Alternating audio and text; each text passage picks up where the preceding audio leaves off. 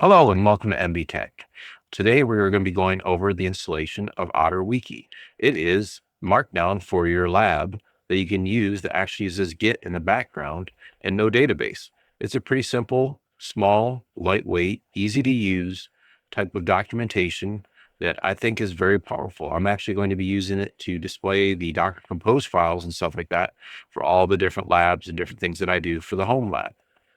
We're going to be going through the basic install. So the first thing that we need to do is log into our system that we've been using for the YouTube videos that we've done recently, or otherwise known as a Ubuntu server with Docker installed. Once logged in, all you need to do is change directory into container. Next, you're going to do a make directory, and we'll call this Otter Wiki. And once you've created the Otter Wiki directory, we're going to change directories into it. As we did for the other ones, we're going to do a nanocompose.yaml. And inside of there, we're actually going to paste the compose file. As you can see, it's pretty easy service, Otter Wiki image, port 8083, and then the volume. We'll do Control X, Y, and enter, and it'll do our normal Docker compose up-D. It'll take a little bit to pull that down, but not long. Okay, it looks like it has finished doing that. Next, we will do a Docker compose logs. It does appear that everything looks like it's up. We've got a Docker health check. So far, we're just do a Docker PS.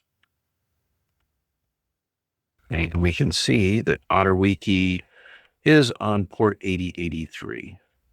So we will now go to our browser and we'll put in our IP address for me, which is the 192.168.10.185 and our port of 8083. And there we go. That is Otter Wiki. It is very, very, very basic, but very, very, very powerful. One thing I do like to do is create a page here. And then here you can do like Docker Compose, and then we can go Otter Wiki, create open editor. We can paste our current compose file for that and just do 1, 2, 3 uppers and then YAML and end it with the same 1, 2, 3 and hit save. And we're going to say added wiki compose file.